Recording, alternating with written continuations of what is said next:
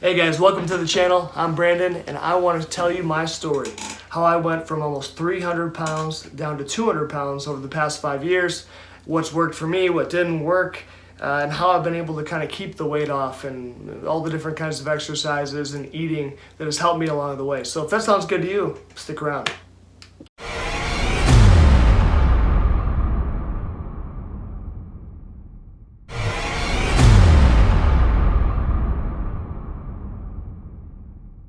For me, my struggle with being fat, being overweight started when I was just a little kid.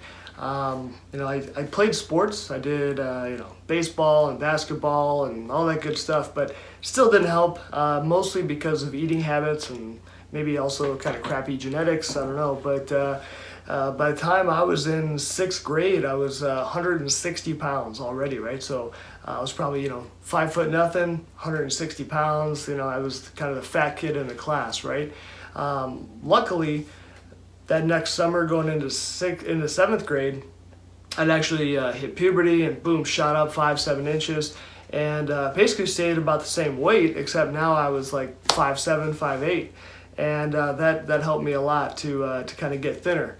So from about that point of 12, 13 years old until about 18 years old, I stayed about 170. I think when I graduated high school, I was about 168. Did a lot of sports, track and swimming and football, basketball, all that good stuff. And then my story starts like a lot of typical, adults now. As soon as we got out of school, still was eating the same things, but not doing all the exercise, and boom, the weight started to pack on, right? And so that first year out of high school, I think I'd gotten up to like 220, right? So I'd gained like 50 pounds in the first year or so. And then I was able to kind of rein that back in and get down to around 180 pounds. And I maintained that for a couple years, and then I would say from the time I was about 23, all the way up until I started 5 years ago, the pounds just kept packing on. And it's really all just bad eating habits. And I've always been, even when I was fat, I was still kind of active, right? But it's like what they say, you can't out-train your eating, right? So, you could train 7 days a week for 3 hours, but, if you eat 5,000-6,000 calories a day, which is very easy, you're stuck, right? There's nothing you can do. So that was kind of my problem. I just had a lot of really bad habits. I love condiments. I love ketchup. I love ranch, Miracle Whip. All these super high fat, high calorie things, right? And they were just killing me. I was drinking a lot of pop, Coke and Pepsi, Mountain Dew, and all those kinds of things. So kind of getting to the end of my 20s, I'd actually gotten up, I think I was around 28. It was just before I was going to get married. I was actually around 278 pounds, I think was the highest I'd seen.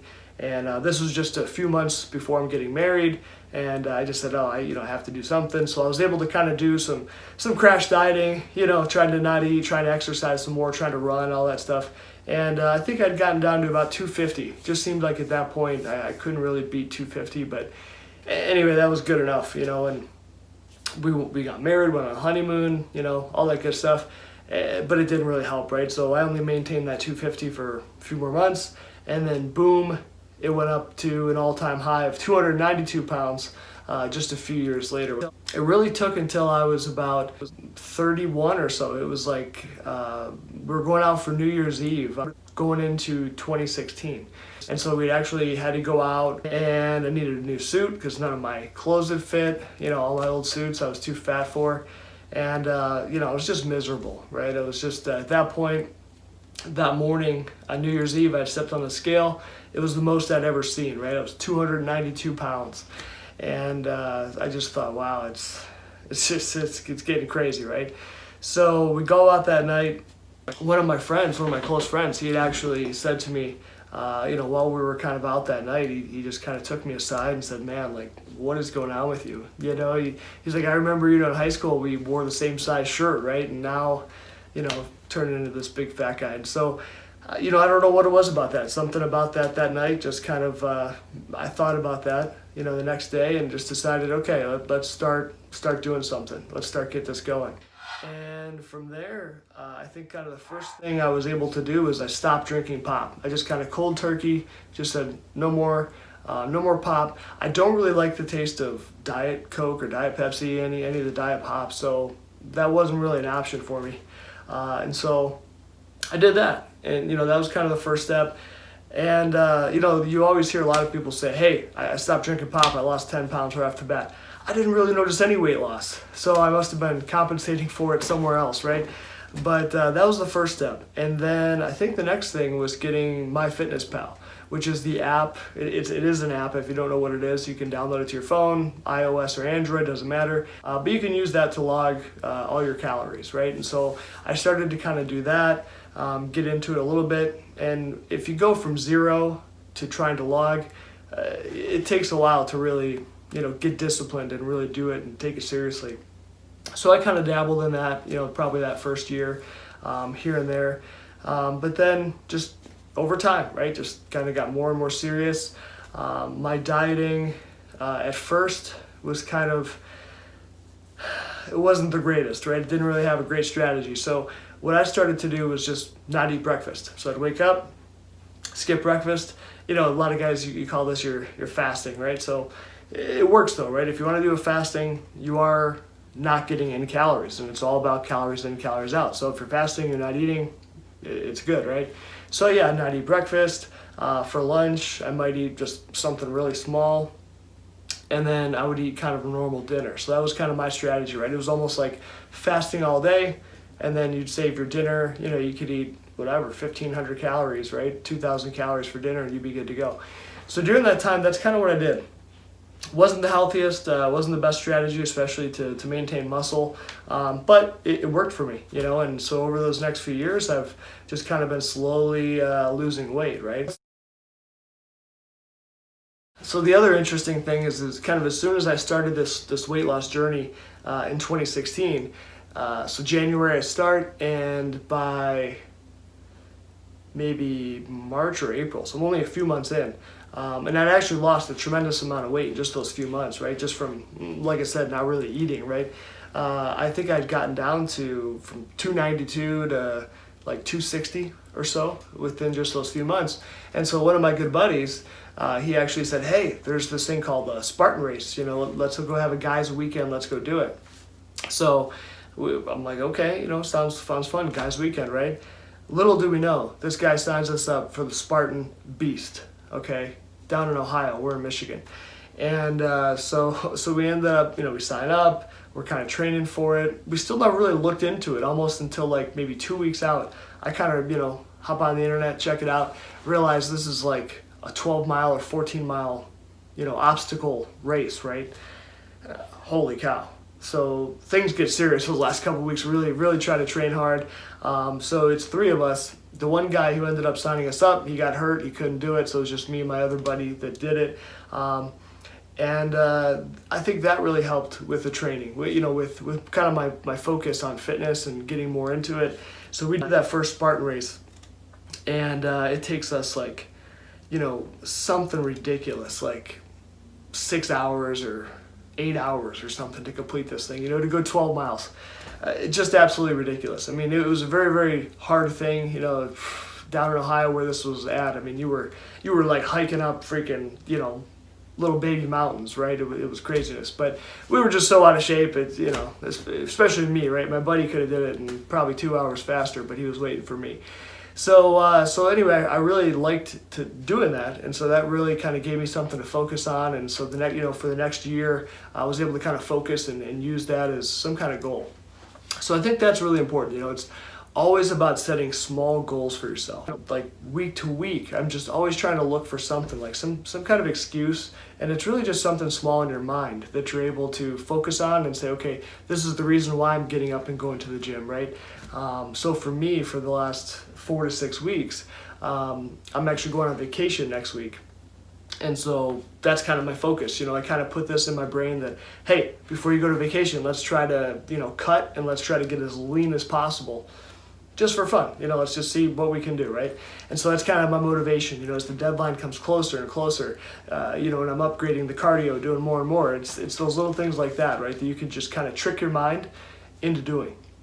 And it just keeps things fun, because otherwise, if you're doing the same things in, day out, it gets boring, right? You have to be able to want to go to the gym and want to do cardio or want to do some activity, so you always got to switch it up. And that's the other thing over the last 5 years, I think that's really helped me is, for a long time I picked up running. I started running and, doing a few miles. I did some 5K events. Just kind of for fun, and that really gave you, like I said, gave you something to focus on, something else to do.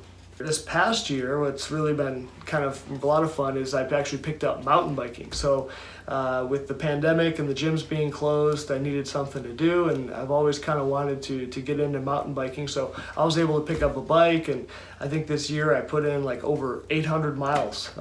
Between the mountain biking and I also have a road bike. So we did a lot of biking this year for cardio, and that really helped with fitness too. So those have all been kind of good things. But getting back into the diet, it would have been October 2018, and then all the way through till now, so a little over a year. That's when I really got serious about dieting. And I don't want to say dieting, but about your diet, right?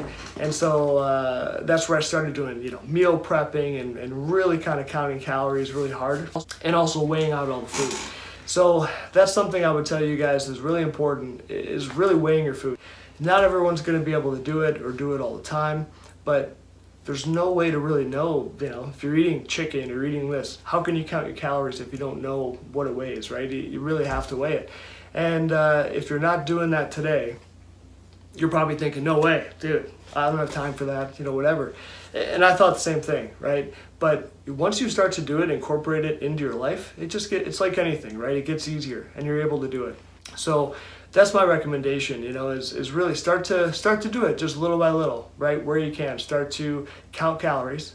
Start to maybe eliminate some of the bad stuff like sodas, like pops, right? Empty calories like that, Try to drink water and coffee, black coffee, right?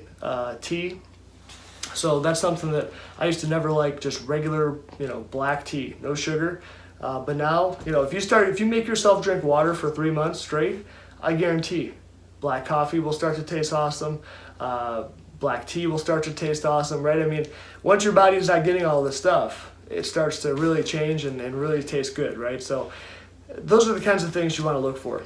As far as going to the gym, if you can do that and you have time for it, do it. I mean, going to the gym for me has always been very helpful, just to get my mind right, get exercise on, all that good stuff. But you can start small, right? Hit the gym once a week if you've never gone before and start to do some exercises.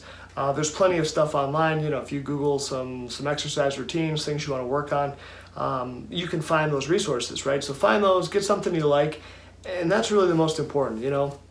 If you download some kind of crazy exercise scheme and you don't like it and you hate it, you're not going to do it. So, go to the gym, look at exercises that you like and just start doing them, right? Just get into it, start doing it, do cardio that you like. For me, I've ran so much the last few years. That's why this year I didn't want to run, so I picked up biking. But who knows, maybe next year or the year after, I may say, hey, I'm sick of biking, I want to do something different.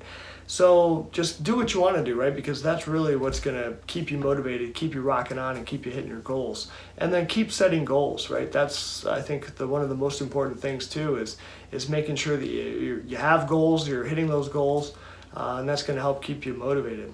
Some of the other big things that help me is knowledge, right? So just understanding portions, and that's what goes back to, I said, we've got to weigh our food, right?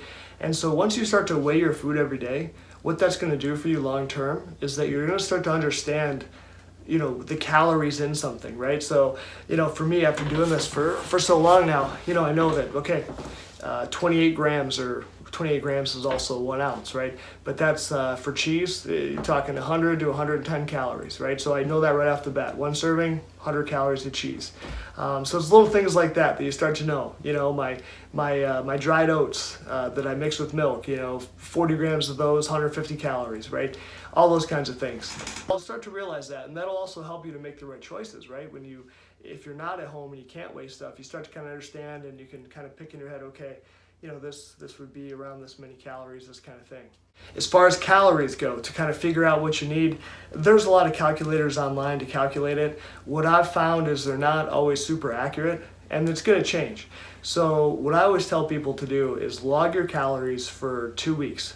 Super strict, don't miss anything, and just log it. Just, as you normally would, as your normal eating habit is, log it. Everything, alcohol, all that stuff, don't miss it, right? Try to do the best you can. It's not always perfect, but just do the best you can. And then look at your average calories for those 2 weeks. So if you have MyFitnessPal, it'll actually show you an average. So it ends up averaging whatever, 2,500. That's kind of your base that you're eating, right? So if you want to go into a deficit, you could try to go, a couple hundred calories less, up to maybe 500 calories less, right? Around 500 calories less should be able to lose 1 pound a week. Now, you may not even want to drop that much, right? Just try a couple hundred less and see. It also depends on how much cardio you're doing, So I would say it's kind of trial and error is really what it has to be. So get your average and then try to just reduce from there. And as you see pounds going on the scale and it's working, great. If not, start to reduce. For me personally, I like to actually hop on the scale every morning as soon as I wake up, hit the bathroom, then get on the scale. That's going to give you probably your most accurate, measurements. And for me, I do it every single day, unless I forget. But usually every single day, you don't have to do it like that, but I just like to be able to track and I kind of have all the data and I'm checking it out. And I find it kind of motivates me, especially if I'm in like a cut where I'm trying to get to a point and I don't see it go down, which you're going to see, right? Because your weight, you don't lose weight every single day. But it just helps motivate me, and I think, okay, got to work harder today, got to get that weight down. So those are kind of, again, little tips and tricks. I would say get a scale that they have these new Bluetooth scales. I just got one myself, and you hop on, it's Bluetooth, it goes right to your phone, there's an app, and it logs everything. It's not only your weight, but your skeletal muscle mass, your basal metabolic rate, all these kind of cool things, just to help you track and kind of keep you motivated with stuff. Understanding calories. So one important thing is just understanding the 3 different types of macros. So you have your proteins, which are 4 calories for every gram of protein. You have your carbohydrates, which are also 4 calories for every gram. And then fats are 9 calories per gram. So you have to kind of factor that in, right? So for me, I try to get around 200 grams of protein, minimum 160. So 160 is kind of my minimum, up to about 200 grams per day of protein. So if you say 200 grams of protein, the 4 calories each gram, so that's 800 calories out of my diet, right? We know that that's going to be what it's going to consist of. So if you're just starting out, don't worry about tracking your fats and your carbs, and don't not eat fats and carbs, right? You can eat everything, but make sure you get enough protein, around 1 gram per body weight, per lean body weight, right? So, if you're 300 pounds today, but you should weigh 200 pounds, you take in 200 grams of protein. You don't need 300, right? Or if you're 150 pounds and, you want to be 200 pounds, you don't really need to take 200 grams of protein, right? Your lean body mass is around that 150. So as long as you're getting your lean body mass, it doesn't hurt if you go over, but that's really all you need, right? You don't want to get crazy and kind of waste money on buying extra protein, taking protein. But eating protein, the reason why it's so important is it's going to help with maintaining muscle mass and increasing muscle mass. But also it's satiating. So when you eat protein, high protein, it just helps you feel fuller. It stays in your belly longer. It takes longer to digest, all that good stuff. And it actually takes more calories for your body to digest it. So don't worry about, you'll see stuff online like, you get this much percent of total protein and carbs and fat. Don't worry about that. Keep your protein high, and then just make sure overall your calories fit in. That's all you need to do. So if you need, 2,000 calories is your goal, and just, make sure you're getting your 200 grams of protein, fill the rest in as you want, But obviously you have to keep the fats low because fat is it's so calorie dense, right? There's so many calories in there that you can't eat a ton of fat. That's why when you go get fast food, all that meat and stuff is very fatty and very high calorie, and so it'll kill your diet. You can still eat it, but you have to kind of budget for it within your diet. That's the most important thing. So anyway, guys, those are just a few tips and tricks and the kinds of things that I want to put out on this channel. That's why I started this new channel. If you like what you see, go ahead and maybe click that subscribe button for me and the bell. It helps with the algorithm. And I look forward to bringing you guys some new content. Thanks for watching. Take care.